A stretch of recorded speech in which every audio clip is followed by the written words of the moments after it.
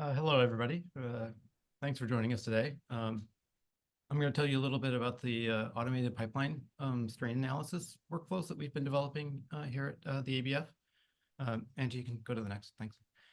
And you've heard already in the presentation so far that there's a lot of efforts on new tools for engineering and the SAGE and CRISPR-I and RBT and seq library generation methods. And one thing that all these have in common is that the number of samples and the number of strains that they're capable of generating is only increasing.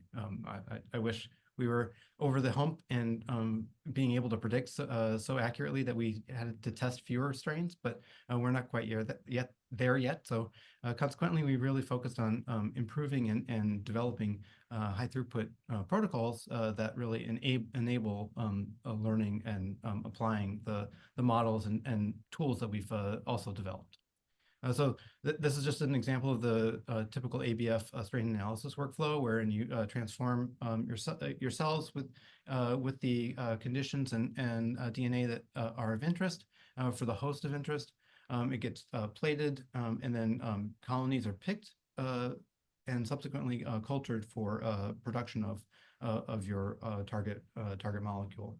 And lastly, then it's assayed and extracted and assayed to determine the success or less than success situation that you're dealing with. Next, please. And so I'm going to give you kind of a walkthrough of this protocol this workflow that we've developed, and it's highly automated.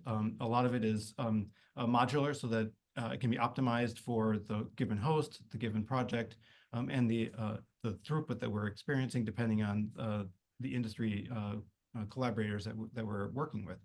And on the left side, you see that the gray is very much on the culturing and strain generation side of the process. In the middle, in the orange, is an example of the assay analysis. In the kind of the tealish color is some proteomic analyses that I'll briefly touch on. And then lastly, we also can do genotyping to establish a full understanding of what different strains we're starting with and working with. So you're not just only picking the winners, you're actually understanding from the losers and everything in between as well. Angie, next, please. So here's a focus on the strain analysis that Alyssa mentioned previously about the RBT and seq library and being able to array that library across.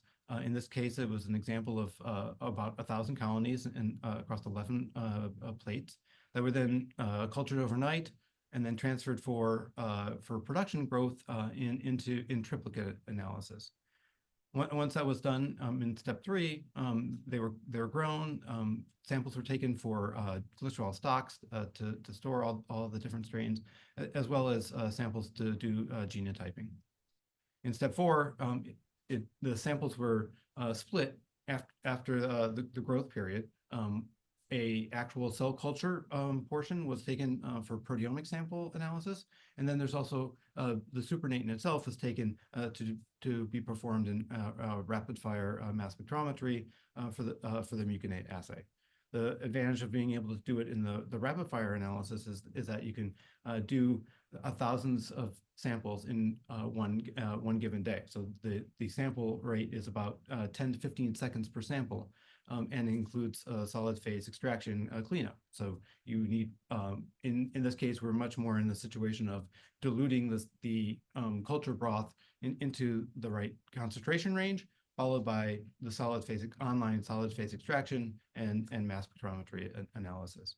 So being able to do that provides an example on the right side where you kind of see a curve depicting the distribution of the success and of the different strains. If you go to the next slide, Angie, you can see an example of some of the data where you can really very quickly determine what is a good strain, what are bad strains, and how you want to proceed with the next steps of your analysis. If you could go to the next slide, please. So here's an example of when you're being able to do the proteomics to go with it. So in addition to the genotyping to know what exactly has been changed in the strain to begin with, oftentimes you actually want to know what else is going on in the strain as it proceeds. Consequently, we've developed some high throughput automated proteomic analyses, starting with the step 8 there at the top, where the sample preparation is done via automation to be able to very quickly generate samples that are capable of being analyzed by LC-MS systems. Now, some of the biggest problems with doing proteomics is that the sample runtimes are often quite long, and we've been focusing on shorter runtimes that can get sufficient data to answer a lot of the questions that are pertinent to the biomanufacturing research. Consequently, we've been focusing on short 7-minute experiments, proteomic experiments that can provide sufficient data and still provide enough sample throughput to truly match with the other aspects of the workflow. All of this requires a fair amount of data analysis, and I'm going to talk about those last two parts in the next couple of slides.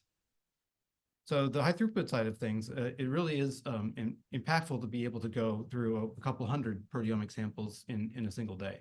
This really helps us to keep matching the number of replicates, the number of strains that are actually being analyzed in these broader experiments. And one thing certainly about CRISPR-I is that you're certainly interfering. The question is, how much are you interfering, and how does that impact the rest of the proteome that you're going forward with? Consequently, we run a dual column system where we can run through every sample or a sample every 7 minutes. But as you can see in the next slide, this really puts a lot of burden on our ability to do data analysis. And that's where having automated workflows where we can take the data from our systems, process them, identify the peptides, and quantify them, as well as perform basic statistical analyses to average replicates and provide data in the format that can easily be used for AI and ML applications downstream. We use the experiment data depot developed here at the ABF to enable this data sharing and more advanced analyses. Next, on the next slide, it's just kind of a summary of the various options that are available for working with us with these processes. The user on-ramps are kind of shown at the bottom, where being able to bring different source material, different information enables working with this pipeline in a variety of ways. And it integrates nicely with all the other engineering and design and learning phases that you've heard about earlier in this presentation, tools presentation, as well as some that are coming up shortly after me. So that's the majority of it. There's an acknowledgement slide next, but I'm happy to answer any questions.